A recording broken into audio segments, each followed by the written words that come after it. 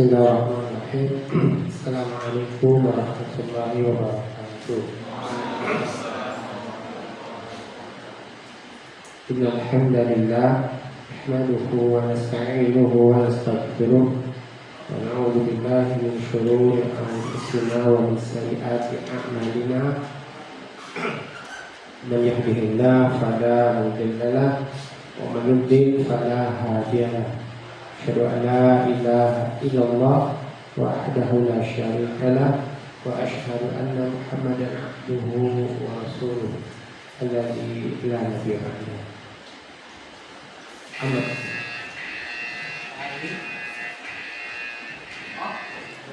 Bapak-bapak, kaum muslimin, saudaraku yang dimuliakan Allah Subhanahu wa taala. Alhamdulillah kita menyanjung dan memuji Allah Subhanahu wa taala di kesempatan sore hari berbahagia ini. Allah Subhanahu wa taala izinkan kita bersua, bertemu, berkumpul, berjumpa dalam keadaan sehat dan afiat. Dalam keadaan Allah Subhanahu wa taala masih berikan kepada kita semuanya kesehatan, waktu luang, sehingga di hari yang berbahagia ini Allah Subhanahu wa taala izinkan kita bertemu, berkumpul di tempat yang semoga Allah Subhanahu wa taala senantiasa mudahkan dan Allah Subhanahu wa taala berikan kelancaran, yaitu untuk SDM ya. Sudah berapa tahun jadi Pak? 2010 ya. SD baru 5 tahun. 2000 berapa? 2020 SD. Kalau TK-nya 2010 Ustaz. Oh TK, itu duluan ya TK-nya. 2000. Insyaallah. Mudah-mudahan Allah Subhanahu wa taala mudahkan SDM rumah terus besar dan berkembang dan memberikan kontribusi yang jelas bagi pendidikan, bagi penyiapan generasi-generasi Islam, generasi-generasi yang tangguh, yang kita harap kelak mereka tumbuh menjadi anak-anak yang soleh dan solehah. Anak-anak yang ketika mereka nanti dewasa diberikan amanah, mereka adalah orang-orang yang amanah. Anak-anak yang ketika nanti mereka dewasa, mereka menjadi seorang pemimpin, mereka adalah pemimpin-pemimpin yang takut kepada Allah Subhanahu wa taala. Terutama bagi orang tuanya, kita harapkan anak-anak yang ingin kita ini adalah anak-anak yang bisa menjadi penyejuk mata, pelipur lara, penolong di hari tua, dan berdoa dikala orang tua yang telah tiada. Amin, Allahumma amin. Alhamdulillah Pak, kita bertemu di kesempatan sore hari yang berbahagia ini. Mudah-mudahan pertemuan kita ini adalah pertemuan yang diberkahi dan dirahmati Allah Subhanahu wa taala. Mudah-mudahan wasilah di pertemuan ini bertambah keilmuan di hati dan tumbuh subur keimanan di dada ini. Mudah-mudahan di atas tumbuh suburnya iman dan bertambahnya ilmu, di atasnya kita semuanya beramal, dan mudah-mudahan amal kita adalah amal yang beristiqomahan, dan mudah-mudahan di atas istiqomahan yang kelak kita semuanya menghadap Allah Subhanahu wa taala dalam keadaan husnul khatimah insyaallah. Amin ya Allah, amin ya Rahman, amin ya Rabbal alamin. Hari ini Pak, kita akan bahas sebuah tema tentang ayah, ya, tentang ayah. Kemarin saya bertemu dengan keluarga. Saya psikolog Pak, saya psikolog pendidikan dan sekarang sedang menempuh S3 psikologi lagi. Jadi saya S1-nya psikologi, S2-nya psikologi profesi, itu profesi psikolog, dan S3-nya sekarang doktor psikologi. Nah, kemarin ada Pak orang dari Bekasi, ya, ini bapaknya pensiunan tentara, Brigjen Pak, bapaknya Brigjen. Itu dalam keadaan sangat kaya raya. Tentara zaman dulu kan kaya Pak ya. Tanah itu kan tinggal matok, tinggal lunjuk gitu kan Pak ya. Ya, dia maksudnya kesini mau nawarin ke saya, menawarkan ke saya ada tanah sawahnya di Pelawat. Tanah sawah di Pelawat itu dijual murah 150.000 per hektar. Bapak kalau mau nggak apa-apa, saya minta fee-nya aja nih Pak. Ada 3.000 meter ada. Pasaran di situ saya tanya sekitar 300 ke atas. Jadi Bapak dikasih diskon separuh harga. Kalau mau tahu nanti ya nanti bisa kontak saya, kita nanti saya dibagi fee-nya ya Pak ya. Ibu ini cerita Pak, ya mereka 5 bersaudara, 1 laki-laki 4 wanita. Semua saudara-saudara ini termasuk dirinya sendiri merasa adalah anak yang tumbuh ya dalam keadaan kekurangan perhatian dari seorang ayah. Kenapa? Karena waktu itu ayahnya pindah-pindah. Jadi dari Sulawesi pindah ke Sumatera, Sumatera ke Jawa, dari Jawa pokoknya pindah-pindah lah. Jadi ke timur kemana sampai semua wilayah Indonesia pernah dikunjungi oleh bapaknya. Karena bapaknya waktu itu punya jabatan gitu, jadi dipindah-pindah. Nah, dalam keadaan seperti itu Pak, anak-anak itu tumbuh dalam keadaan kekurangan sosok figur. Ya, sosok figur yang mereka harusnya dapatkan sosok ini dari ayah. Ayah itu Pak, ayah itu seharusnya adalah sosok yang banyak bermain, bercanda kepada anak-anak. Kalau kepada anak wanita, ayah itu harus bisa menunjukkan sosok laki-laki yang sangat bertanggung jawab, sangat perhatian, dan sangat peduli. Agar nanti Pak, anak perempuan ini jatuh cinta pertamanya kepada ayahnya.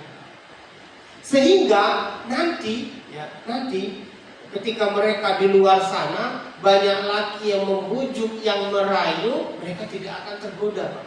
Mereka mampu bisa membedakan mana rayuan yang tulus, mana rayuan yang modus.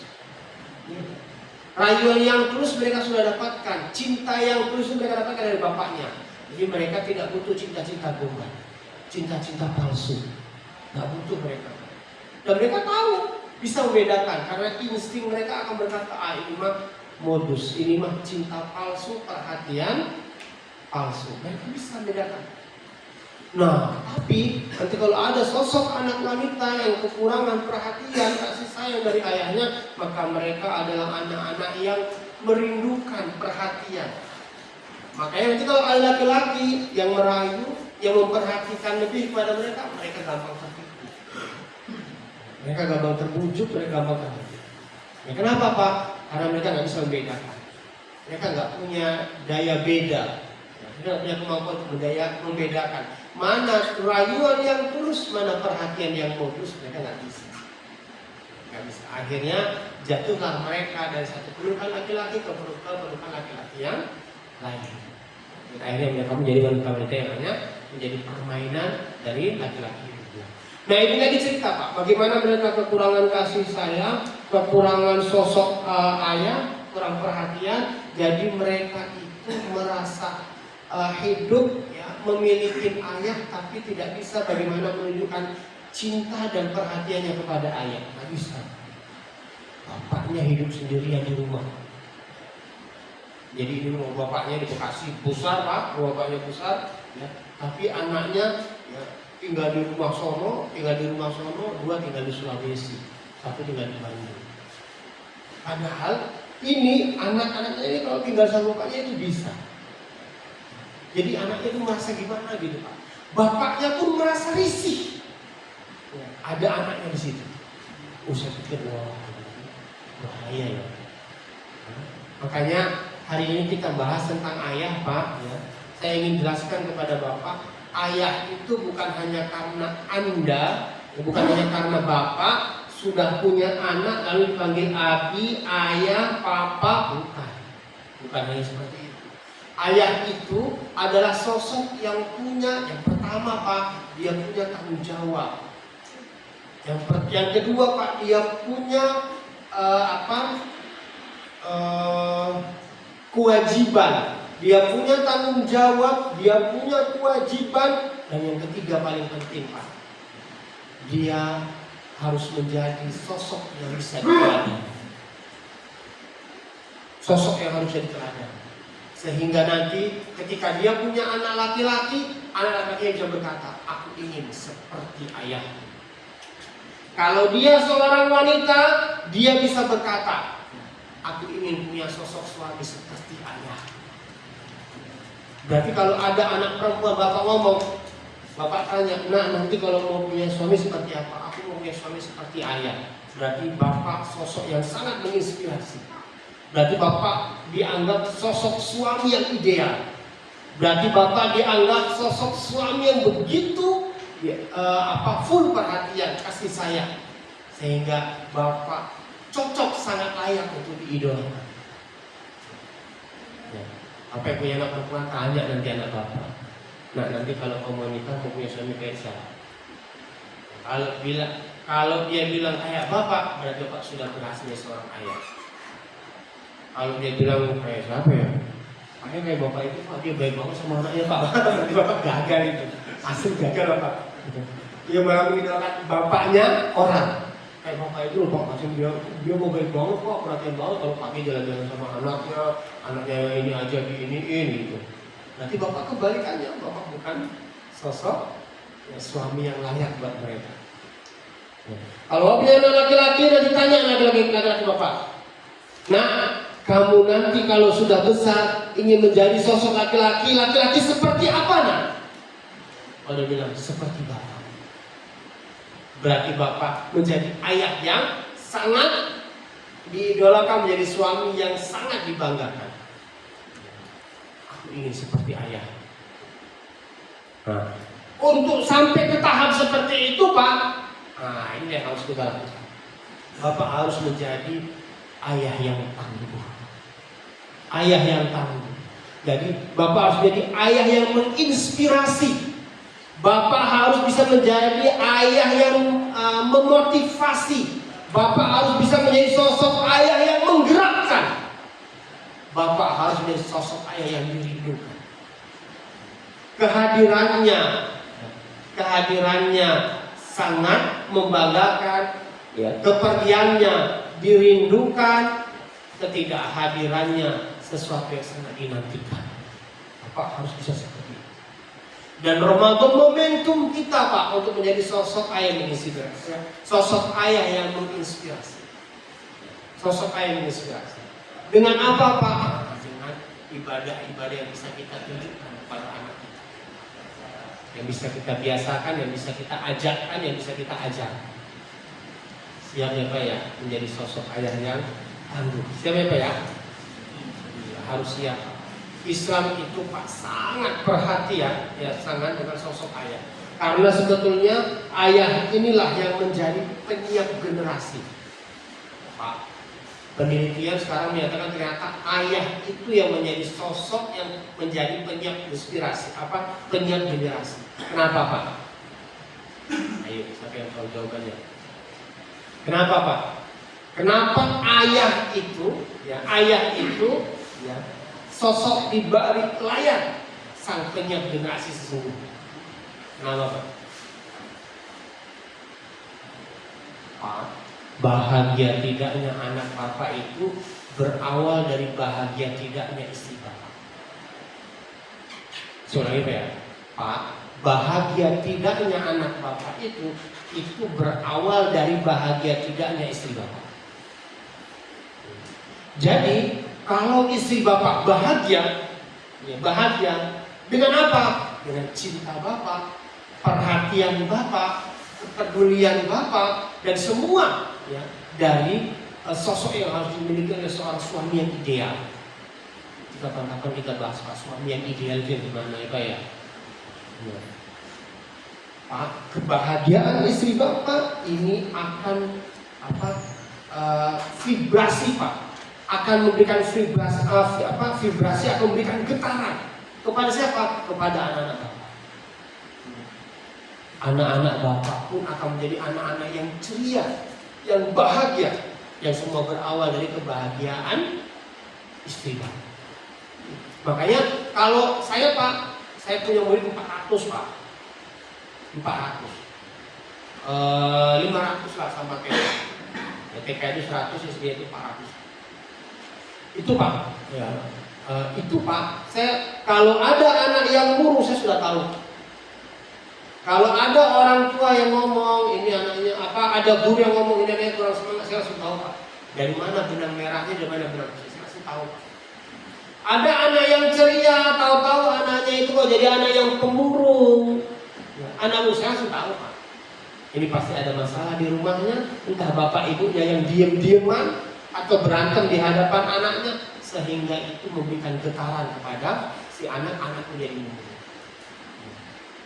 Bapak pernah nggak Pak berantem di hadapan anak-anak Pak? Pernah ya? Ada nggak Pak? Impactnya Pak, dampaknya kepada anak ada nggak Pak? Ada kan Pak? Pasti ada Pak. Pasti ada. Makanya Pak, saya kalau ada anak yang bermasalah, saya bukan anaknya yang saya ini kan Pak, bukan. Anaknya saya peluk Pak. Anaknya saya peluk, ya, saya bisikan kata-kata di telinganya. Setelah itu saya panggil orang tuanya. Saya tanya, kenapa? Ada apa di rumah ibu? Ada apa di rumah bapak? Kenapa anak seperti ini? Langsung nangis dua-duanya. Langsung saling menyalahkan.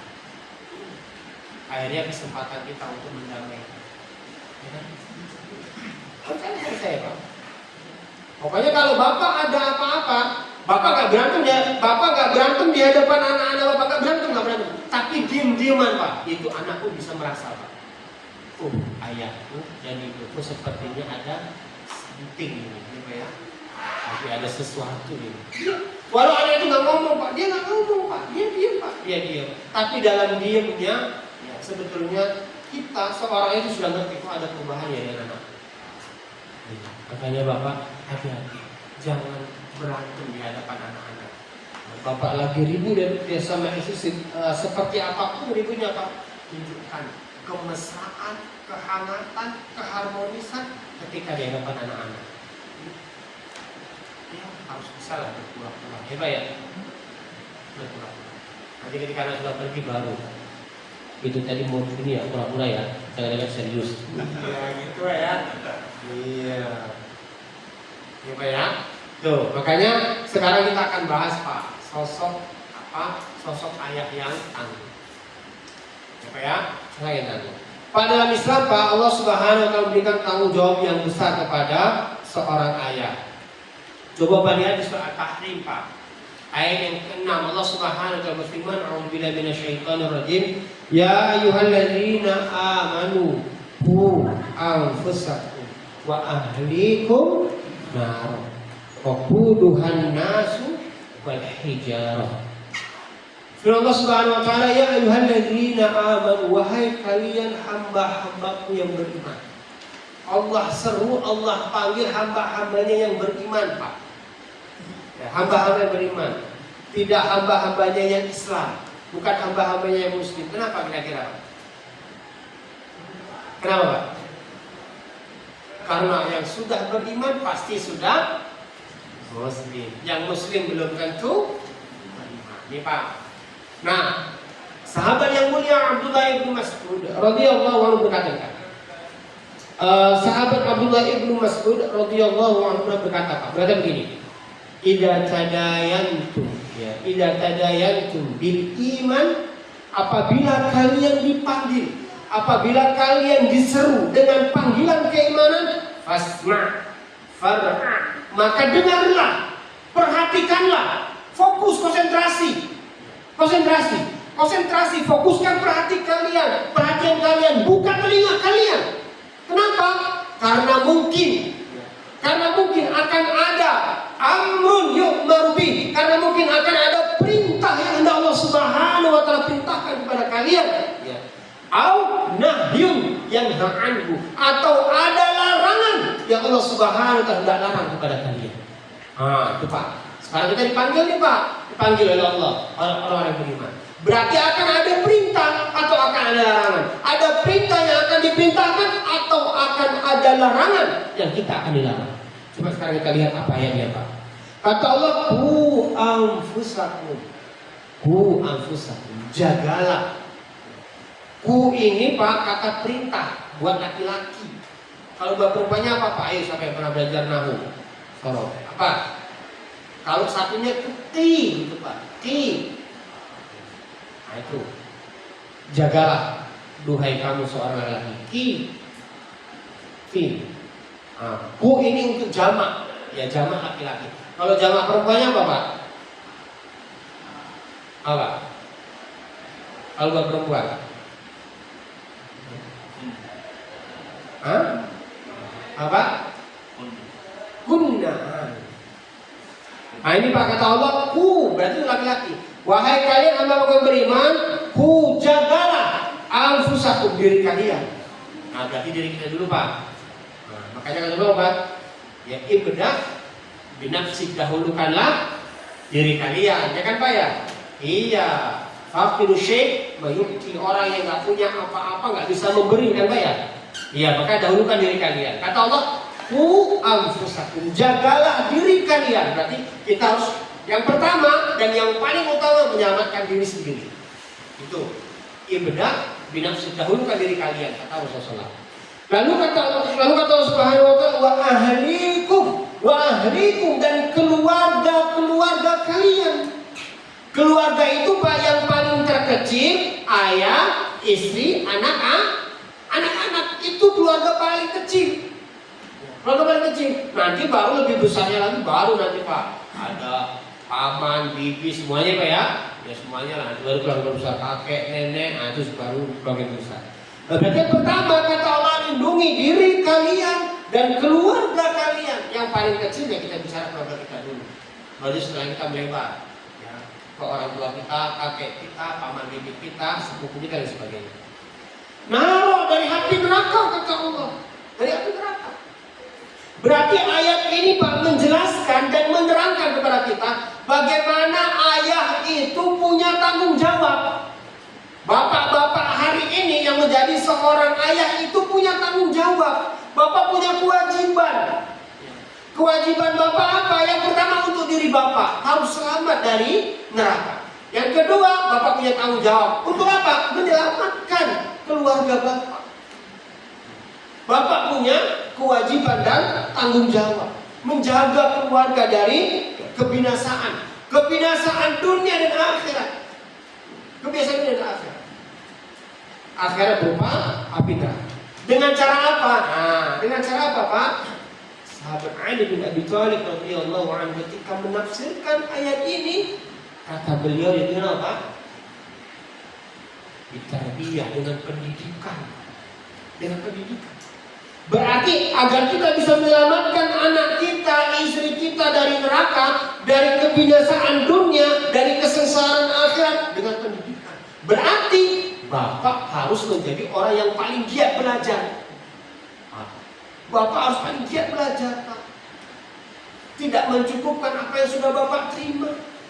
Tidak mencukupkan apa yang sudah Bapak baca. Bapak harus terus menggali, mencari. Ada rasa haus untuk terus belajar. Terus belajar.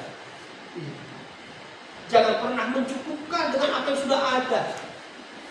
Sebenarnya kita sudah bisa baca Quran. Aduh, Pak, belum Pak. Nggak cukup sampai di situ. Aduh, udah seumur segini Pak Ustaz, mana kuat dan cerna. Siapa bilang? Siapa bilang? Saya. Kenapa? Kita kan enggak ya Pak ya? Iya. Jadi Bapak tidak seperti kaku gitu ya. Enggak, Pak, ada alasan.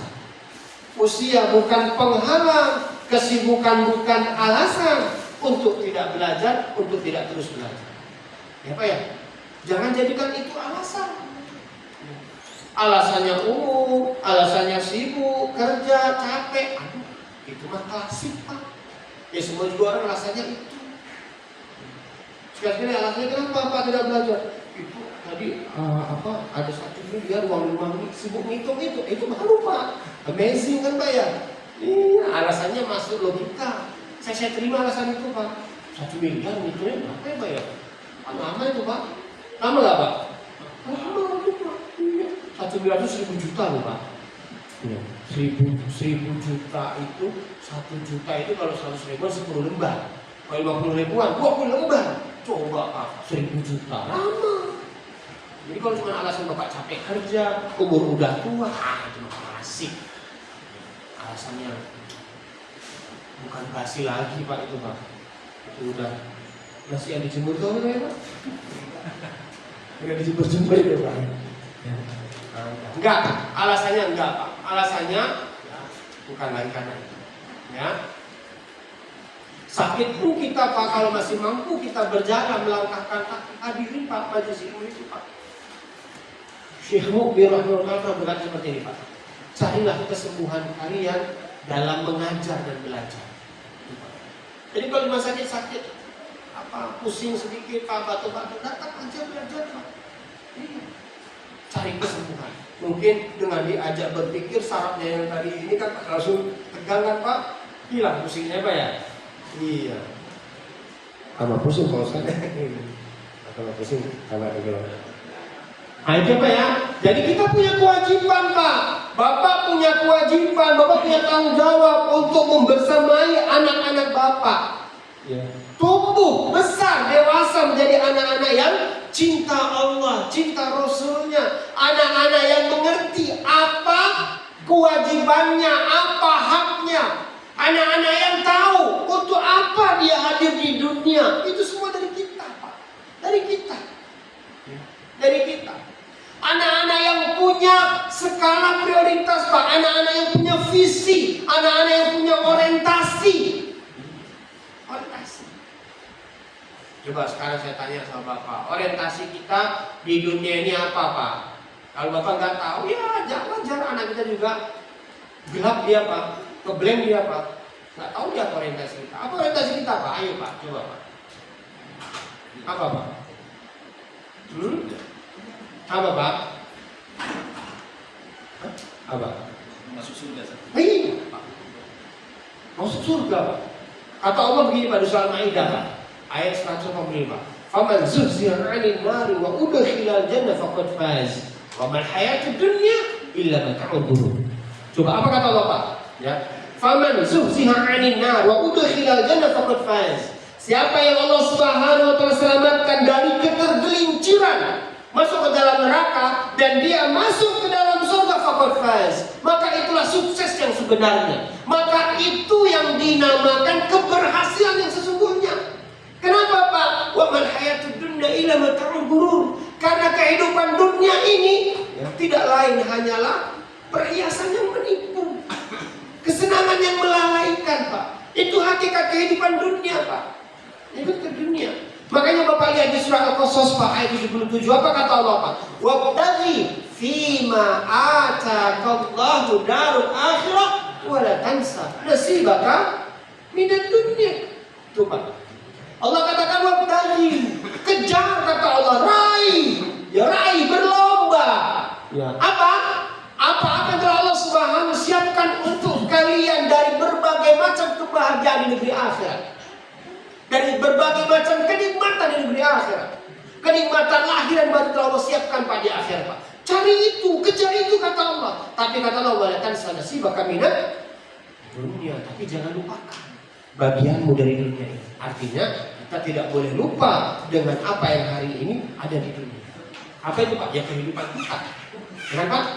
Kehidupan kita. Ya, Bapak lihat di surah Al-Ankabut ayat 64 Pak. Apa kata Allah Pak? Wa ma hadhil hayatud dunya illa lahun wa la'ib. Tidaklah kehidupan dunia ini kecuali hanya lahun. Lahun itu senda gurau Pak. Senda gurau. Yang melalaikan. Yang namanya senda gurau Pak, ujung dari itu semuanya adalah kebosanan, jenuh Pak. Jenuh. Pak dulu Pak, awal-awal itu Pak, ada tontonan yang sangat viral Pak. Apa Pak? Ketoprak humor. Kenapa? Oh viral banget kayak ketoprak humor Pak, viral. Tapi lama-lama orang bosan nggak Pak? Bosan Pak. Lama-lama bosan akhirnya ditinggalkan untuk ketoprak humor. Bergantilah berapa? Opera Van Zah. Ya kan Pak? Orang itu Pak. Tapi lama-lama orang bosan juga Pak. Ganti lagi Pak apa? Lapor Pak. Apa kan ikutin? Apa kayaknya kurang update sih ya. Iya kan Pak. Tapi kan nanti pun lapor Pak ini pada yakin deh Pak. Sampai di titik orang jenuh Pak, orang tinggalkan Pak. Ya, nanti akan ganti lagi Pak. Nah begitulah kehidupan dunia Pak. Lahun Pak, hanya senda gurau. Yang ujung-ujungnya pasti membosan. Walain kata Allah dan permainan. Kehidupan ini permainan Pak. Yang namanya permainan Pak, ujung dari itu semuanya adalah keletihan, capek. Ya Pak. Hidup di dunia ini Pak, kita ini hanya berpindah dari satu capek ke capek yang selanjutnya Pak. Bapak nggak punya uang, capek kan Pak ya? Makanya Bapak cari uang, kerja Bapak, ya kan Pak? Kerja Bapak, ya dapat uang. Tapi apa Pak? Capek juga kan Pak? Capek. Nah karena Bapak sudah punya uang untuk ngilangin capek, Bapak ngapain Pak? Jalan-jalan Bapak, tamasya Bapak, rihlah Bapak ya Pak ya. Tapi setelah dari rihlah itu Pak, entah rihlah ke Bogor, ya, ke Taman Safari, kemana, ke Malang. Tapi pulang dari rihlah ngapain Pak? Apa dapatnya Pak? Capek juga Pak, capek. Tambah buka HP, lihat M-banking, tambah capek. Ya kan Pak? Iya, udah habis saldonya, tambah capek kan Pak? Itu hakikat kehidupan dunia Pak, capek. Makanya Bapak kalau punya uang Pak, relahnya jangan tanggung-tanggung. Pilihnya kemana Pak? Ke Baitullah Pak. Itu Pak relah yang merindukan. Ya Pak ya? Letih tapi tak terasa Pak. Iya. Saya banyak ketemu orang habis umroh Pak. Pulang dari umroh dia sakit Pak. Di sono katanya dia nggak terasa sakit itu Pak. Nggak terasa. Berarti itu membahagiakan kan Pak? Iya. Dan setelah itu saya tanya gimana? Pak setelah umroh apakah ada ini penyesalan? Enggak Pak Ustaz. Saya rindu ke sana. Itu Pak masih rindu Pak. Padahal belum mulai sakit loh Pak. Kecapean. Iya. Bagi-bagi orang sakit. Maaf ya tidak berat. Kepala yang pusing Pak. Tapi masih pusing. Berarti itu rihlah yang memang mengasyikkan, rihlah yang merindukan. Makanya Bapak rihlahnya cuma ke Kapulaga, aduh Pak. Bukan Pak ya? Pak, ini belajar kemana? Langsung ya. Mahal Pak Ustaz, mandiri murah. Mandiri murah. Sekarang kata-kata kita bisa ya Pak ya? Sama saya itu. Itu Pak kehidupan dunia Pak. Iya. Lalu apa kata Allah Pak? Wa inna darul akhirati lahiyah hayawan law kanu ya'lamun. Kata dan sesungguhnya kehidupan akhirat itulah kehidupan yang sesungguhnya. Itulah kehidupan yang sebenarnya. Law kanu ya'lamun. Kalau seandainya mereka itu tahu kata Allah. Karena kita bodoh, nggak tahu, jadi kita nggak punya skala prioritas Pak. Kita nggak punya orientasi Pak. Kita nggak punya visi dan misi Pak. Sehingga hidup kita ini nggak punya arah dan tujuan. Itu semuanya berawal dari kebodohan kan Pak. Maka kata Allah, laukan ya'lamun. Kalau saya mereka tahu, berarti kita nggak boleh bodoh Pak. Jangan bodoh. Ya, jangan bodoh. Nah, orang-orang kafir enggak Pak. Orang-orang kafir Pak, hidup ini adalah hidup yang sebenarnya buat mereka. Hidup yang sesungguhnya buat mereka. Makanya apa kata Allah, apa kata orang kafir itu Pak? Coba lihat orang kafir Pak, di surah Muhammad Pak ayat ke-12. Apa kata orang kafir Pak? Apa yang Allah sudah kabarkan tentang orang kafir Pak? Ya. Alladzina kafaru yatamatta'una wa ya'kuluna kama ta'kulul an'am wan naru maswan lahum. Kata Allah, alladzina kafaru, orang-orang kafir itu ya, yatamatta'u, kerjaan mereka itu yatamatta'u itu bersenang-senang Pak, happy Pak, hedon Pak. Hidupnya dari satu pesta ke satu pesta Pak. Itu saja hidupnya orang kafir itu Pak. Karena memang itu orientasi mereka. Itu orientasi mereka. Ya. Wa ya'kuluna kama ta'kulul an'am kata Allah. Dan orang-orang kafir itu, mereka itu pikirannya aja makan dan makan mereka itu tak ubahnya seperti binatang kata Allah. Seperti binatang. Wa naru maswan lahum. Ini kata Allah neraka di tempat mereka. Jadi orang kafir itu pikiran mereka hanya happy, senang-senang, makan-makan Pak. Makan-makan. Karena hanya itu yang ada di pikiran dan di otak mereka itu Pak. Makan. Nah, makan. Nah. Coba bawa pikir Pak, ada ikan hiu segitu gedenya Pak. Yang enak apa sih Pak? Yang enaknya? Hah? Siripnya. Kalau makan. Iya Pak, siripnya yang itu Pak. Itu saya yakin setelah dicoba dagingnya, kayaknya nggak enak. Dicoba hatinya, kayaknya nggak enak. Coba Pak, siripnya ikan nila itu enak nggak tuh Pak? Kamu jaya itu siripnya enak nggak Pak? Ikan emas enak nggak Pak? Kan enggak kan Pak? Kok bisa orang tahu ini siripnya enak? Itu kan coba. Ternyata ikan hiu yang segini gedenya yang enak cuma begini ya, siripnya. Padahal sirip kan tajam ya Pak ya. Entah gimana ngolahnya. Pak, di kita ini ikan buntal kan ikan yang beracun ya Pak ya? Ya kan Pak? Ternyata itu di Jepang Pak, ikan buntal itu Pak, itu makanan yang enak dan termahal Pak. Entah gimana dia ngolahnya Pak. Katanya pokoknya jangan sampai percaya buat ini ikan ini beracun, ini racunnya Pak. Itu Pak, coba lihat di YouTube itu Pak. Itu Pak, dari mana kok dia tahu? Kita takut makan ikan buntal, kenapa Pak? Banyak orang yang mati. Ini ikan beracun, tak bisa orang Jepang jadi makanan yang komersial. Mahal Pak, karena ngolahnya emang susah. Untuk makan aja kok harus mikirin ini gimana cara ngolahnya apa ya Pak ya? Gimana Pak ya? Cukup betetin ya Pak ya? Ini betetin, buang insangnya, garamnya, goreng udah kan Pak ya? Kan wadah ikan lele, enak le gitu Pak ya?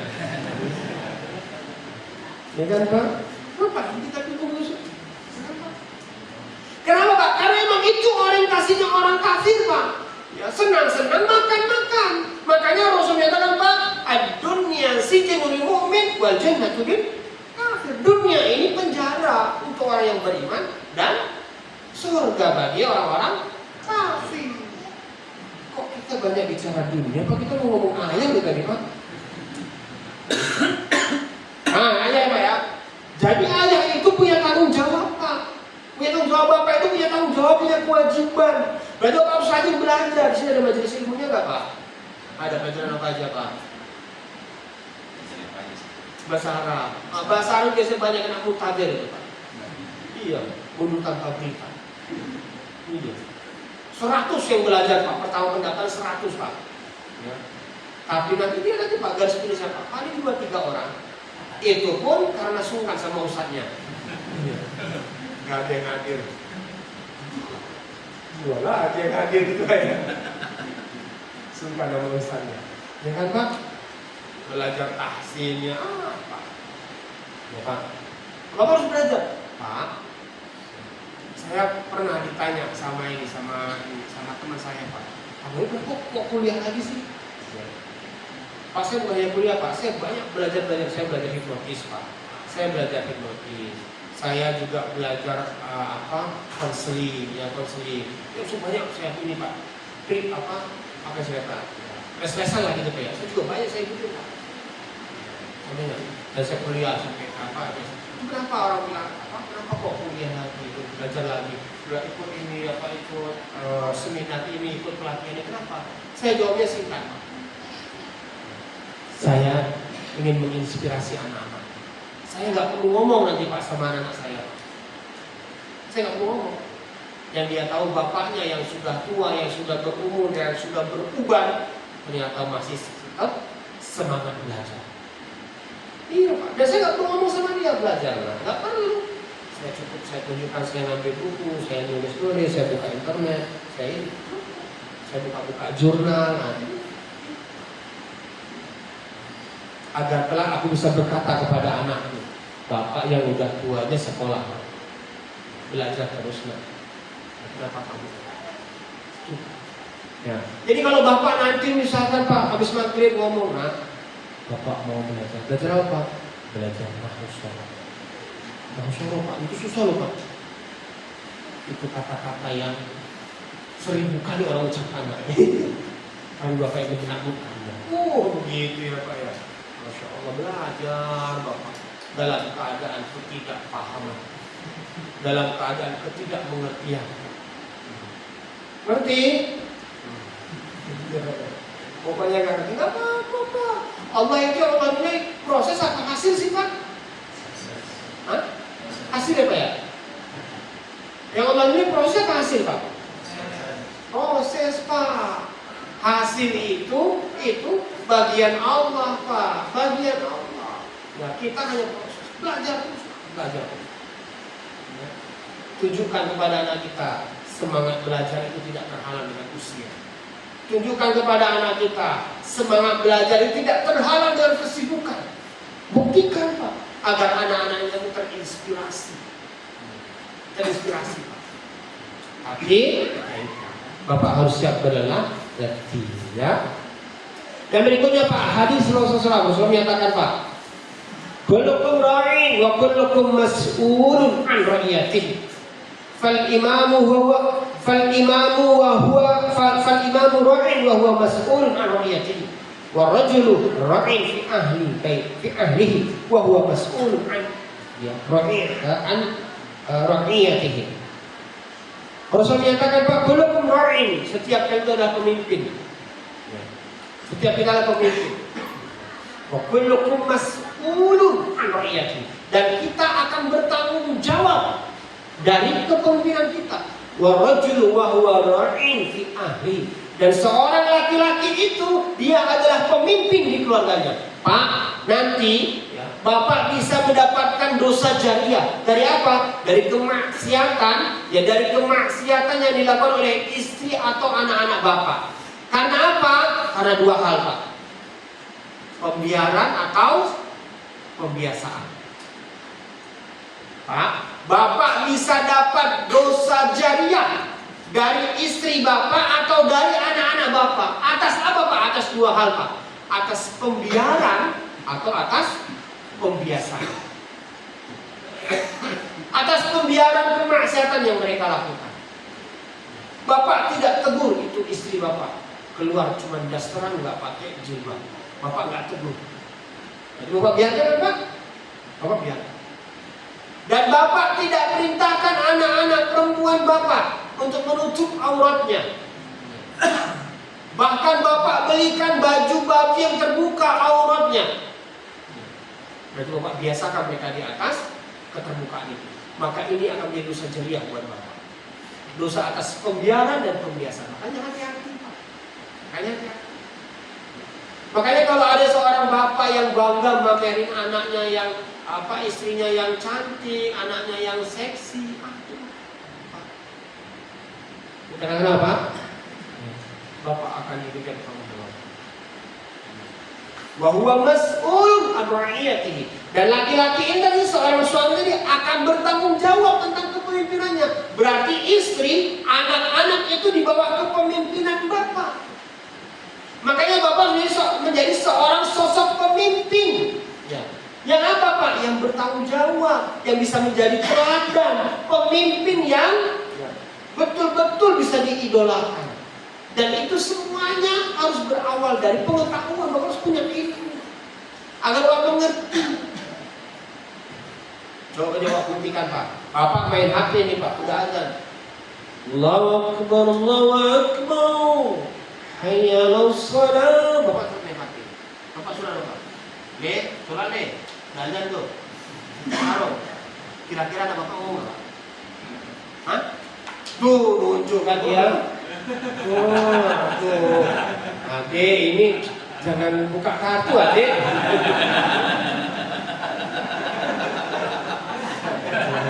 Maaf ya Pak ya.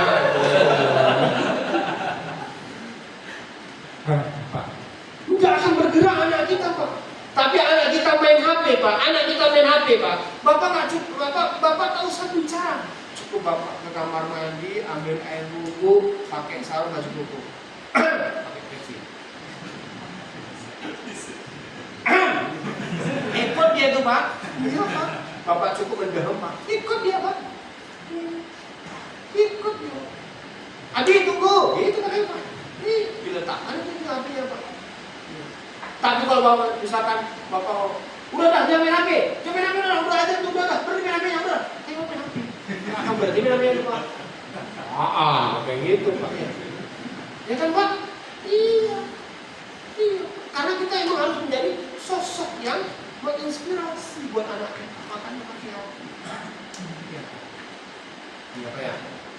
Nah ini Pak, kita akan bertanggung jawab. Jadi seorang ayah harus bisa memastikan bahwasannya ialah kelak yang akan bertanggung jawab di hadapan Allah dari semua istri dan anak-anak yang hari ini membersamai.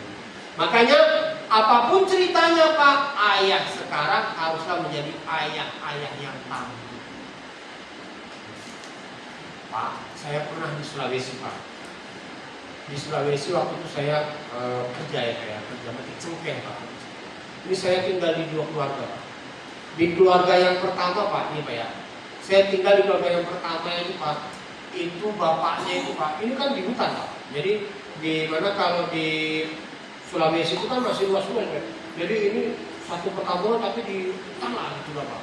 Satu perkampungan itu cuma ada misalkan 10 cuma ada 20 kakak di situ Pak. Belum ada listrik, saya juga masih listrik pakai itu genset itu Pak. Nah itu Pak, saya tinggal di rumah seorang bapak itu Pak. Dia Pak, dia kalau pergi itu Pak, anaknya cuek aja Pak. Dia kalau pergi anaknya cuek, dia juga kalau pulang anaknya cuek. Padahal kalau udah malam itu kan udah malam pakai sinyal Pak. Woi gitu, anaknya cuek aja Pak. Cuek aja, dia makan, yang main-main dia main gitu. Cuek aja anaknya Pak. Saya pelajari apa anaknya cuek ya. Bapaknya pergi tidak dipeluki, tidak diapain gitu Pak. Yaudah saya bilang, waktu saya kan masih muda kok, masih umur 20 berapa ya? Saya belum terlalu ngerti. Nah, lalu saya pindah Pak. Bapak ini ceknya habis, saya diajak pindah ke rumah yang tempat yang sebelah, kampung sebelah Pak. Ah ini ada bawa bapak Pak. Bawa bapak. Itu dia setiap mau pergi, anaknya pasti meluk Pak. Itu perginya jual cengkeh itu Pak, ini jual cengkeh. Mau ke pasar lah gitu Pak. Pasarnya kan jauh. Itu anaknya pasti meluk, pasti ini bercanda-canda dulu apa nih Pak. Nanti setiap dia pulang Pak, udah datang anak itu nunggu 2 tangga, mereka gitu Pak. Tunggu 2 tangga itu Pak, anaknya ada 5 nunggu 2 tangga Pak. Begitu dia sender, panggil, Bapak, kalau banyak, langsung Pak ngomong, Ma, Bapak pulang langsung Pak, seneng Pak. Saya kok ini gembira banget dia nyambut bapaknya. Ternyata bapak itu bawa ini Pak, bawa jajanan. Ini buat Dede, ini buat kakak. Semua bawa jajanan. Kita juga dikasih ini buat Mas Eko, dikasih Pak jajanan. Dia buat jajanan Pak, dia jajanan pasar gitu. Anaknya udah mulai ciki-ciki, main senang Pak. Nah, semenjak dari itu Pak, waktu itu saya mau 22an gitu. Saya menikah Pak, saya mau 25. Setelah saya menikah Pak, saya pakai ibu bapak itu Pak. Pokoknya saya pulang dari mana pun Pak, saya pasti bawa sesuatu dengan saya. Saya pasti bawa sesuatu. Kalau misalkan saya nggak bisa bawa, saya pasti berhenti dulu Pak. Tadi entah di Indomaret, tadi apa, saya beli sesuatu. Saya beli benben, saya beli susu, Ultra. Kalau anak saya sudah tidur, saya taruh di meja Pak. Nanti mereka semua bangun, langsung mereka ini nyari Pak di meja Pak, langsung terima kasih Abi, terima kasih, langsung gitu. Dan itu sampai sekarang Pak, karena saya sudah alum semuanya saya Pak. Jadi kepergian kita ya Pak ya, kepergian kita dilepas dengan penuh cinta, kepulangan kita dinanti ketika pulangan kita sendiri. Saya misalnya Pak, sampai maghrib dan pulang Pak, saya telepon Pak. Mesti mau pulang sekarang sih Pak, masih bisa aja ya. Pasti kalau buka di mana Abi, makan apa, pasti begitu. Nah, bapak kalau pergi, anak nggak pernah nelpon, bapak pulang juga bapaknya cuek, anaknya cuek aja, saya langsung bisa pastikan, pasti bapak tidak punya sesuatu yang spesial di hati anak. Sehingga bapak tidak perlu dinanti. Bapak itu wujuduhu ka'adamihi. Paham Pak? Wujuduhu ka'adamihi, adanya seperti nggak ada. Berarti bapak ada atau enggak sama aja bagi anak Pak.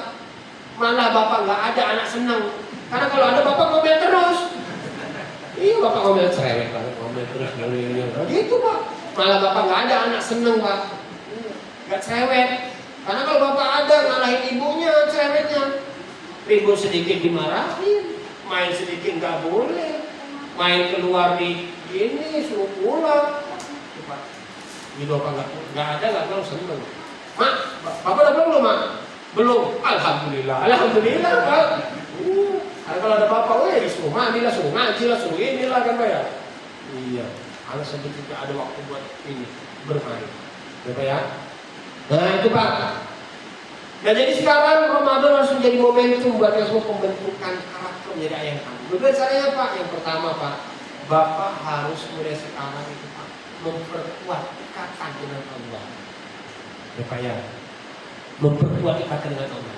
Pak Nabi Ibrahim itu Pak lama tak punya anak. Ya Pak ya. Sampai sudah tua kan Pak. Sampai dikatakan beliau umur 80 tahun kan Pak. Sudah tua. Tapi beliau tak jemu, tak bosan Pak. Selalu mengulangi doa-doanya. Apa doanya Pak? Rabbi habli minas sholihin. Pak, dikuatkan ikatannya dengan Allah. Rabbi habli minas sholihin. Wahai Rabb, anugerahkan kepada anak soleh. Pak, Nabi Ismail itu Pak ditinggal jauh Pak. Ya, Nabi Ibrahim Pak di Palestina ya Pak ya. Nabi Ismail waktu itu Pak ada di Mekah Pak. Mekah Mukarramah. Jauh. Tapi Nabi Ibrahim selalu datang. Ya, Pak. Ya kan Pak? Beberapa kali datang nggak ketemu kan Pak? Tanya sama istrinya, kemana suamimu? Oh lagi pergi, lagi cari maisha. Gimana kehidupan kalian? Ah susah, hidup kami juga kekurangan. Ya Kak, inilah pokoknya apa aja. Oh ya udah. Nanti kalau suamimu pulang, pesenin ya ganti palak pintunya. Oh iya Pak. Kamu kemana? Saya mau pulang. Ketika Ismail datang, suami itu tadi ada orang tua datang. Oh, orang tua. Dia kan sudah tahu bapaknya datang. Oh iya. Sekarang kemana? Pulang. Apa pesannya? Pesannya, kalau nanti kamu pulang, suruh ganti palang pintu. Oh, ceraikan istri dan disuruh ceraikan ternyata Pak. Kenapa? Ini istri tak tahu bersyukur. Siapa ya? Ini istri selalu ngeluh ini Pak. Siapa ya? Dan insan khuliqa halu'an. Sesungguhnya manusia diciptakan dalam keadaan berkeluh kesah. Nah ini keluh kesah. Ceraikan Pak. Oh diceraikan Nabi Ismail Pak. Diceraikan. Akhirnya Nabi Ismail nikah lagi Pak. Nah, setelah itu Nabi Ismail pergi lagi Pak mencari Aisyah. Datang lagi Nabi Ibrahim. Kemana suamimu? Oh pergi Pak. Kemana? Cari Aisyah. Gimana kehidupan kalian? Alhamdulillah kehidupan kami baik-baik saja. Tapi keadaannya kayaknya seperti ini. Alhamdulillah semua karunia dari Allah. Ya. Langsung. Nanti kalau suami pulang bilang pertahankan palang pintunya. Akhirnya pulang. Mas tadi ada orang tua datang Mas. Sekarang udah pulang. Ada pesan nggak? Ada Mas. Apa pesannya? Pesannya suruh mempertahankan palang pintu. Langsung itu. Berarti ini istri yang tahu bersyukur. Istri yang tidak banyak bersyukur. Ini kayak gini Pak, kalau ada tambah satu lagi loh Pak.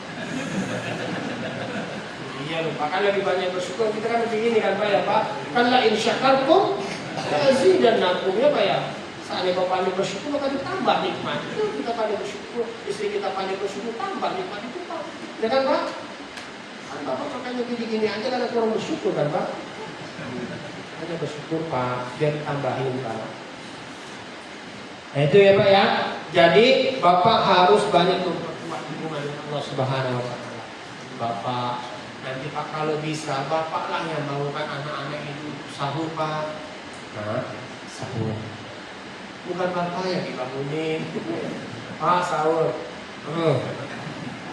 Bentar lagi. Pak mau itu Pak, udah tarhim itu Pak di masjid. Udah. Di kamar mandi lagi nih. Jangan Pak. Ya Pak ya. Bapak yang bangunin anak. Sahur. Ya. Jadi Bapak jadi teladan. Bapak yang duluan bangun. Bangunin apa dibangun dalam kali Pak? Dibangun dengan penuh cinta. Pak kata saya jadi Bapak nanti Pak. Bagaimana cara menunjukkan dan anak? Bagaimana membangunkan dan menunjukkan anak agar nanti anaknya menjadi anak yang sehat dan semangat. Ada caranya Pak? Ya ada caranya. Cuma jangan sekarang, nanti terlalu panjang pembahasannya Pak ya. Nanti kalau saya jadi semua Pak nggak panggil lagi saya Pak. Karena banyak tema yang harus kita bicarakan kan Pak ya. Banyak hal yang harus kita diskusikan ini Pak. Saya mau kasih sedikit-sedikit aja dulu penasaran. Iya Pak. Nah, jadi nanti Pak, Bapak yang bangunkan itu satu. Saya Pak, ya. Saya kan ini Pak, saya kalau sahur itu paling saya cuma makan ikan atau satu potong ayam sama kopi dari luar Pak. Saya nggak makan nasi Pak. Karena makan nasi lemes, ngantuk saya Pak. Kalau saya makan nasi saya pasti lemes ngantuk. Saya itu bangun Pak, saya bangun jam 3:30 Pak, bangun jam 3:30. Dan tadi tidur siang sebentar ya. Jam 1 sampai jam 2 saya bangun, baru persiapan sholat asar udah langsung ke sini. Udah nanti tidur lagi jam berapa? Jam 10 kan saya. Jadi Bapak yang ngantukan, ya percaya sama saya Pak, Bapak kebanyakan makan nasi. Kurangi nasinya, atau kalau bisa stop. Iya kayak, ngantukan kayak. Waduh. Bapak harus kurangin ini Pak, kurangin gula. Ngantukan itu karena gula, dan nasi itu gula. Saya Pak, saya nggak minum teh manis, saya nggak minum, saya kopi pahit. Bukan kopi kapal api, nggak. Saya kopi asli saya beli seperti ini. Itu saya makan paling terakhir Pak. Padahal ayam saya sudah disediakan sampai saya paling terakhir Pak. Saya paling terakhir, karena saya tunggu anak saya Pak. Bukan apa-apa Pak, saya mau menunjukkan kepada anak saya lebih mendahulukan mereka. Ini ada ilmunya loh Pak. Kenapa Pak? Agar kelak ketika kita sudah tua, kita didahulukan oleh anak kita. Kan sekarang mereka masih kecil ya Pak ya. Yang mereka masih kecil, mereka belum punya masih kurang kemampuan lah gitu Pak. Baik kemampuan penalaran, daya pikir dan sebagainya Pak. Kita dahulukan mereka Pak. Dahulukan mereka. Kalau kita dahulukan mereka Pak, kita dahulukan mereka. Nanti ketika kita sudah tua, gantian kita tak berdaya, sudah kurang tenaga, kita akan dahulukan mereka. Makan Pak. Mereka akan nyuruh kita makan. Bahkan mereka yang bilang kita daging buat kita, makan buat kita. Tapi kalau sekarang Bapak egois makan dulu gak peduli anak. Habis aja Pak. Ya habis lah kamu lambat banget makannya Pak. Makanya itu Pak. Anaknya mah itu diem aja Pak. Baik-baik nangis dong Pak. Tapi Pak, ada namanya alam bawah sadar Pak. Itu akan terekam dan terpendam Pak. Di alam bawah sadar anak kita, bahwasanya bapak saya egois. Bapak saya mementingkan diri sendiri. Nanti ketika dia besar, dia akan menjadi anak egois. Tak peduli sama bapak. Percaya sama saya. Ya. Itu terserah sih mau percaya atau enggak. Itu pilihan bapak sih Pak. Tapi siap-siap saja bapak. Bapak akan diegoisi sama anak. Iya. Saya selalu memastikan Pak, anak saya sudah makan dulu buat saya. Saya selalu, bahkan saya sering modus Pak. Nah, kalau isi kajian gini Pak, saya kan ada kuenya gitu Pak ya. Nah, ada kuenya. Padahal saya sudah makan Pak kuenya itu Pak. Saya bawa ini kuenya. Bapak, Bapak udah belum? Ya, anak Bapak dulu lah baru Bapak. Ya, Bapak. Oh, udah rebutan dengan Pak ya. Ternyata habis Pak. Habis. Paling ini buat enggak apa ya tidak apa mau minum aja. Saya minum. Nanti Pak, itu akan mengajar kepada mereka, oh Bapak pun itu mementingkan kami, mendahulukan kami. Begitu. Tapi kalau habis ya, kalian ini mengenang ini ya, nggak mikir. Yakin Pak, anaknya batin, gitu doang Pak diributin sih. Gitu, Pak. Ini ilmu sederhana Pak, tapi ini yang menjadi kadang-kadang menjadikan anak kita itu pun kurang peduli sama kita. Banyak Pak, ya. Saya punya teman Pak, dia sudah ngaji dari dia remaja sampai menikah, sampai sekarang punya anak 5, sampai sekarang punya istri 2, Pak. Punya bapak yang sudah tua Pak. Tapi ini bapak dulu gak peduli sama mereka Pak. Ini bapak gak peduli. Ini bapak lu pergi-pergi doang katanya Pak. Ya, bapak tahu Pak, dia pengusaha Pak, pengusaha es krim. Sekarang udah pindah ke Riau sih Pak. Jadi satu kabupaten Riau itu Pak, dia megang lisensinya es krim. Itu mau dibeli sampai 500 juta Pak, dia sini Pak, nggak jual sama dia. Karena penghasilan dia bisa 100 juta per bulan. Iya, satu kabupaten Pak. Dia pegang lisensinya Pak. Ya, jadi setelah dia pegang lisensi itu, siapapun nggak boleh masuk ke situ kecuali dia ini Pak. Jadi itu bapaknya Pak, ketemu di jalan dia naik Pajero Pak, ketemu di jalan berhenti. Tetek, pusing bapaknya Pak. Apa dia baru Pak? Enggak, cuma kasih duit 100.000. Ini Pak, halo, enggak Pak. Dia punya rumah besar Pak. Bapaknya rumahnya kecil mojok di sono Pak. Ya. Kalau bapaknya datang, Pak, apa Pak? Oh ini nak, masih. Pak, belum Pak, aku mau lagi Pak. Gitu. Enggak ada perhatiannya, enggak ada kasih sayangnya, enggak ada cintanya Pak. Kenapa? Ya bapaknya juga nggak bisa marah, karena itu dulu perlakuan yang bapak berikan kepada anaknya ini yang sekarang sudah dewasa, yang sekarang sudah punya usaha. Makanya ya, bapak hari ini kalau bapak menjadi orang yang egois sama anak, siap-siap bapak akan diegoisi sama anak-anak. Makanya ini kita jadi orang tua yang paling peduli dengan anak-anak. Yang berikutnya Pak, mendidik anak dengan penuh cinta, kasih sayang dan teladan. Ini penting Pak. Mendidik anak dengan cinta, kasih sayang dan teladan. Pak, anak-anak yang masih kecil ini Pak, ini dia gelas kosong Pak. Dia tidak punya standar benar atau salah. Pak, anak-anak yang masih kecil ini Pak, pokoknya berapa ini Pak? Ya pokoknya inilah Pak. Anak-anak yang belum masuk sekolah itu Pak, dia itu gelas kosong Pak. Dia juga dia standar benar atau salah. Dia tahu itu benar dari Bapak, dia tahu itu salah dari Bapak. Makanya Bapak jangan sampai melakukan sesuatu yang salah di hadapan mereka, karena itu bisa menjadi pembenaran. Makanya jangan benar-benarkan yang salah. Kalau mau benar-benarkan yang salah, itu akan dianggap jadi sebuah kebenaran bagi anak, sehingga anak akan terbiasa dengan hal seperti ini. Nah, anak-anak yang seperti ini Pak, karena dia gelas kosong, dia tidak tahu, dia nggak ngerti standar benar salah. Kalau dia berbuat salah, Bapak nggak boleh marah. Bapak nggak boleh marah. Oh, karena nggak Pak, kalau ada yang salah Pak? Marah Pak ya? Salah. Kita nggak boleh marah. Kita harus dekatin dia dengan penuh cinta. Kita harus kasih pemahaman dan pengertian kepada dia. Pak, ini ada sebuah kejadian Pak. Ya.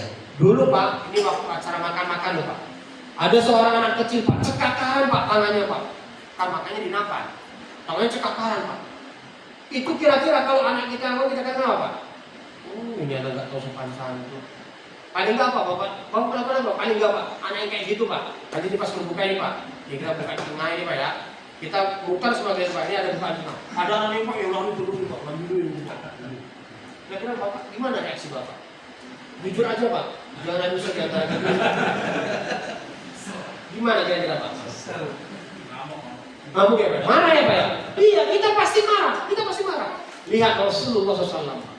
Ini ada anak Pak, cekakaran Pak makannya Pak. Rasul cuma bilang, ya gula, sambillah. Wahai anak kecil, bacalah bismillah. Wakul lima ya. Makanlah apa yang ada di dekatmu. Wakul dia minik dan makanlah dengan tangan kananmu. Berarti dia artinya begini Pak, tangan kanan kita. Ya kan Pak? Tuh Pak, lihat. Rasulullah marah? Enggak. Rasulullah marah enggak. Ya. Apakah Rasulullah katakan, nggak tahu sopan santun? Enggak, kemudian gelas kosong kok. Dia belum punya standar benar salah.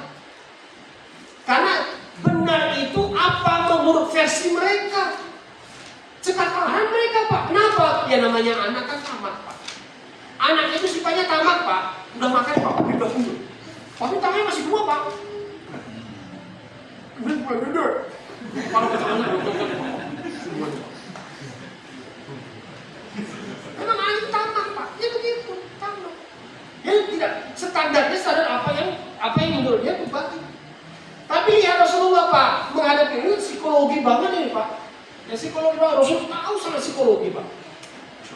Kata Rasulullah, wahai gula, wahai anak kecil, sambillah, baca bismillah.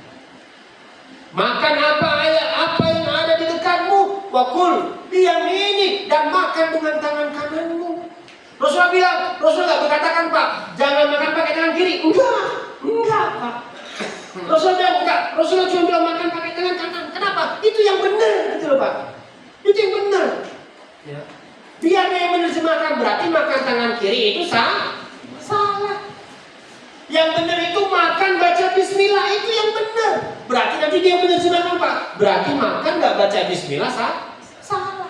Makan apa yang ada di dekatmu itu yang benar, Berarti makan cekakaran itu yang salah. Berarti anak menyalahkan perbuatannya sendiri tanpa apa Pak? Tanpa disalahkan. Ini Masya Allah Pak, ini psikologi banget. Ini pendidikan dengan cinta, kasih sayang Pak. Kasih sayang. Rasulullah full dengan cinta dan kasih sayang. Ya. Saya Pak, kalau ada anak yang marah-marah, ada Pak anak didik saya Pak.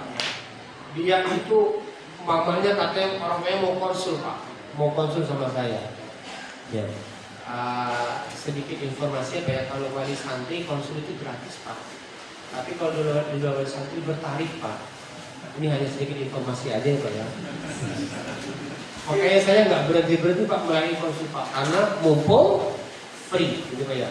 500 orang Pak, mumpung free Pak, konsul semuanya Pak. Nah itu Pak, anaknya Pak, Masya Allah Pak, di sekolah Pak, baik banget Pak. Anaknya di sekolah baik, Masya Allah Pak, sopan, Masya Allah Pak, pokoknya Pak. Kakaknya, kalau adiknya, adiknya ini Pak, pandai berdrama. Adiknya pandai berdrama Pak. Kalau dia berbuat salah dia pandai berdrama. Saya langsung tahu Pak, ini pasti dia ini. Dari rumah. Dari rumahnya kenapa Pak? Ternyata, ternyata sang anak ini kurang perhatian, kurang kasih sayang, kurang cinta. Bapaknya kerja Pak di sebuah perusahaan, punya kedudukan. Pergi pagi pulang malam.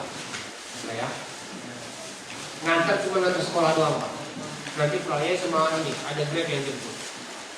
Ibunya Pak, ibunya di rumah punya usaha Pak, punya usaha warung bakso, punya usaha warung apa itu Pak, seblak dan banyak usahanya Pak. Jadi istrinya tiap hari itu keliling Pak, keliling, memang depan usahanya Pak. Jadi praktis ketemu sama anak nggak pernah Pak. Karena bapaknya pulang, anaknya sudah tidur, mamanya pulang juga anaknya sudah tidur. Dan anak biasanya Pak, ya, kalau orang tua sibuk seperti itu, kira-kira mau diganggu nggak Pak? Enggak. Pasti waktu libur pun bapaknya pasti maunya istirahat, main HP ya kan Pak? Ada anak sana, gitu kan Pak? Ya kan Pak? Makanya saya sedih loh Pak kadang-kadang Pak. Ada istilah ini Pak, apa? Fatherless Pak. Apa itu fatherless Pak? Dan Indonesia ini Pak, ini sedikit informasi Pak, pokoknya perempuan jadi Pak. Sekarang Pak, banyak terjadi kehamilan di luar nikah. Banyak anak perempuan cantik tapi menjadi wanita nakal. Itu karena faktor pertama ya Pak, karena fatherless. Punya bapak tapi seperti anak yatim. Punya bapak seperti anak yatim Pak. Jadi kehilangan bapak. Kehilangan sosok yang bisa memberikan cinta, perhatian, kasih sayang. Fatherless namanya Pak. Itu Pak cek di internet, ada jurnalnya itu. Dan itu dulu yang menjadikan masyarakat Eropa hancur Pak. Makanya Pak sekarang lihat Pak, orang-orang Eropa itu Pak, sama anaknya Pak. Bapak tahu ada David Beckham Pak. Ya, sama anaknya udah kayak pacaran aja kan Pak. Padahal dia udah gadis. Kenapa? Ini sekarang orang Eropa sudah belajar Pak. Oh ternyata anak itu ketika dia kurang perhatian dari ayah, kurang perhatian dari bapaknya, maka anaknya akan rusak. Rusak. Pasti rusak. Nah ini Pak, jadi anak tadi begitu dia Pak. Nah makanya saya sekarang sedih loh Pak, ngelihat ada anak ini Pak ya, ada anak bapaknya dari Senin sampai Sabtu itu kerja lembur, ya, pergi pagi pulang malam. Aku pergi anakku sedang tidur, aku pulang anakku sudah tidur, gitu ya. Hari Ahad yang harusnya kesempatan sama anak olahraga, lari-lari, makan bareng, ini tinggal main Pak. Ditinggal mancing, ditinggal sepedaan sampai Purwakarta Pak. Sepeda sampai Purwakarta pulang malam itu juga diantar Grab, sepeda di atas Pak. Iya ya Allah, ini kasihan ini anak Pak. Iya Pak. Kasihan ini anak. Asli dia anak yatim sebelum waktunya. Ya. Sampai sini dulu ya Pak ya. Ini macamnya sudah terlalu panjang lebar saya ngomong ya Pak ya. Kesimpulannya Pak, kesimpulannya seorang ayah ya haruslah menjadi ayah yang tangguh. Yang mana mereka adalah ayah yang bertanggung jawab. Ya Pak ya. Ayah bisa menjadi teladan, ayah yang mampu membimbing keluarganya, terutama menuju ketakwaan. Dan Ramadan adalah kesempatan emas untuk kita menjadi sosok ayah yang tangguh, ya, menunjukkan peran kita sebagai pemimpin keluarga. Makanya Bapak kalau bisa bangun paling duluan, Bapak yang bangunkan istri, yang bangunkan anak-anak. Bapak harus bisa menanamkan nilai-nilai Islam sekarang ini Pak. Bapak ngajak taraweh, ngajak tadarusan, Bapak ngajak ngaji anak-anak Bapak. Dan Bapak lain sekarang yang harus menunjukkan keluarga Bapak adalah keluarga yang harmonis. Pak pulang itu meluk istri, Pak nyium istri itu penting Pak. Biar anak tahu begitulah harusnya menjadi suami. Oh begitulah seharusnya seorang istri diperlakukan. Apa kalau pulang meluk istri apa enggak Pak? Enggak ya Pak ya? Iya, makanya nggak harmonis Bapak. Pakai mau minta izin nggak diizinin kan? Mau satu aja kekurangan gitu. Satu aja kekurangan. Bapak mau lebih lagi ya. Bapak ya, Bapak hanya menambah korban yang selanjutnya, gitu ya.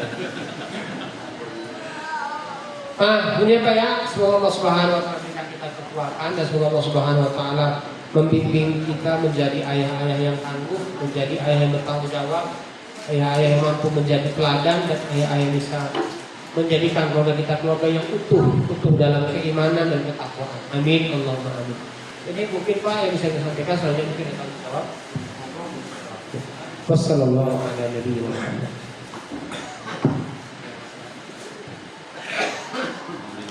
Jazakallah khair. Ustaz sudah berikan tausiah kepada kita.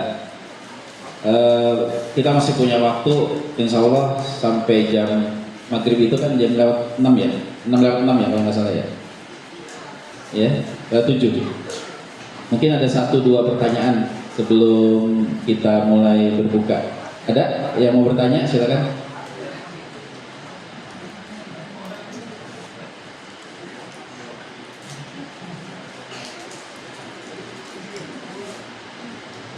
Nah, ada internet, silakan. Ayo dulu.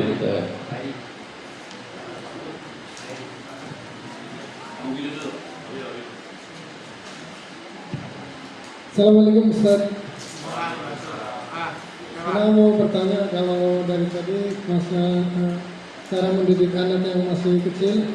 Nah, bagaimana caranya mendidik anak yang sudah dewasa, ya sekitar umurnya sudah 18 tahun, kemudian kita sudah didik, karena dari kecilnya memang udah di pesantren, kemudian setelah lulus SMA di rumah, kemudian mulai sekarang itu jadi malas untuk sholat, malas untuk tadarus. Nah, bagaimana cara mendidiknya bisa segera? Saya kemarin ketemu ini Pak, kedatangan orang tua yang dia nangis sedih. Suami istri datang itu membawa plastik merah, maksudnya itu gede Pak ya. Itu ada berapa? Ada 6 plastik merah. Dan dia ngasih duit ke saya Pak. Katanya apa Pak? Ini apa Pak sebenarnya itu? Itu ternyata buku Pak. Buku-buku agama, buku-buku pelajaran. Katanya Pak, dia punya anak, ya Pak ya. Dia punya anak, SD itu mondok di dulu masih ada mondok di Kerawang. Itisok ya. SMA-nya dia Al-Irsyad, SMP-nya Al-Irsyad, SMA-nya Al-Irsyad. Jadi SD-nya mondok di Itisok, dulu itu masih ada pondok sekarang ada lagi ya. Enggak, dulu ada. Jadi SD-nya dia mondok di Itisok, SMP-nya dia mondok di Al-Irsyad, SMA-nya mondok di Al-Irsyad. Harapan ayah Pak, ini anak dari kecil sudah dapat pendidikan agama, ya Pak ya? Ya kan Pak? Oh ayat Quran hafal ya Pak? Hadis luar kepala? Iya, luar kepala Pak. Nah, ini Pak, dia ya setelah taman SMA Pak, taman SMA, ya, waktu itu mungkin balas dendam dia. Waktu kecil dia disuruh mondok dia nggak bisa nolak. Sebenarnya dia nggak mau. Dia nggak bisa nolak. Akhirnya apa Pak? Akhirnya dia ini nurut. SMP juga dia bisa nolak. SMA dia udahlah, mungkin dia sudah merasa nyaman Pak. Tapi sebetulnya hati kecilnya enggak. Nah, dia sekarang tahu Pak. Itu anak sekarang nggak mau sholat. Nggak mau sholat Pak. Sampai kemarin Bapak yang terakhir WA saya Pak. Pak Ustadz, apakah saya tetap wajib menyuruh anak saya puasa? Emang Bapak saya gitu. Ya, sekarang dia sudah dewasa Pak Ustaz. Dia sudah balik. Ya, artinya dia sudah bertanggung jawab sendiri. Nah, apakah saya wajib dulu dia puasa? Tidak disuruh Pak. Emang kenapa Pak? Anak saya nggak mau lagi puasa Pak. Anak pinter pesantren dari SD sampai SMA Pak, ternyata sudah bisa jadi. Bapak tahu pasti semuanya Pak, itu plastik buku agama ini, buku agama satu lembar itu Pak, itu dia masuk di semua kamar mandi Pak. Dia marah. Saya bilang, kenapa kok marah seperti itu Pak? Ternyata dia cari kerja nggak dapat Pak. Dia cari kerja nggak dapat, mengajukan lamaran saya nggak dapat Pak. Ya mungkin karena ya dia merasa karena aku belajar agama makanya aku bisa cari kerja, gitu Pak. Pak, dia merasa karena aku belajar agama aku nggak bisa cari kerja. Coba aku dulu sekolahnya STM, belajar mesin, belajar komputer, mudah bisa kerja. Kalau sekarang saya dapat duit, itu marah. Nah, jadi bapak nanya gimana cara dirinya? Harus sudah berat Pak. Sekarang saya bilang bapak harusnya sekarang tugas bapak harus banyak berdoa. Ya, hari ini juga sudah. Makanya Pak atas alasan itu Pak, saya nggak mau mondok anak saya waktu SD. Kenapa? Karena saya dulu pernah jadi pengasuh pesantren. Saya dulu pernah pengasuh anak-anak Pak. Ketika saya baru di Al-Furqan, saya dulu pengasuh anak-anak Pak. Masuk. Al-Furqan dulu waktu buat SD pesantren pertama saya yang ngurus Pak. Karena ketika kamu sekolah di, saya ngurus Pak. Itu saya tahu Pak gimana derita anak-anak itu Pak. Ya. Dan sekarang saya buat pondok sendiri buat SMP Pak. Saya juga nggak mau mondokin anak saya SMP Pak. Kenapa? Karena saya tahu SMP itu luar biasa lebih kompleks masalahnya Pak. Ada ya? Enggak ya? Lebih kompleks Pak. Ya. Anak itu paling pas mondok sekarang menurut saya sih Pak. Sebetulnya waktu dia kuliah itu paling pas. Atau sekarang SMA lah, SMA dia sudah biasa. Sudah bisa lah. Ya. Makanya sekarang saya tidak setuju. Kalaupun ada pondok Pak, kalau saya pondok dekat rumah ini kita bisa melihatnya, bisa melininya, jenguknya, bisa bertanya setiap hari dengan dia. Dan ini Pak saya banyak saya dapat kasus. Bapak bukan orang pertama. Kemarin orang Galuh juga ada, nangis juga orang Galuh itu Pak. Ada ya? Oke Pak, cukup ya. Nantilah ya kita sendiri Pak. Baik, Subhanallah. Baik. Kita lanjut dengan buka puasa insya Allah Ustaz. Monggo silakan di turun ke bawah.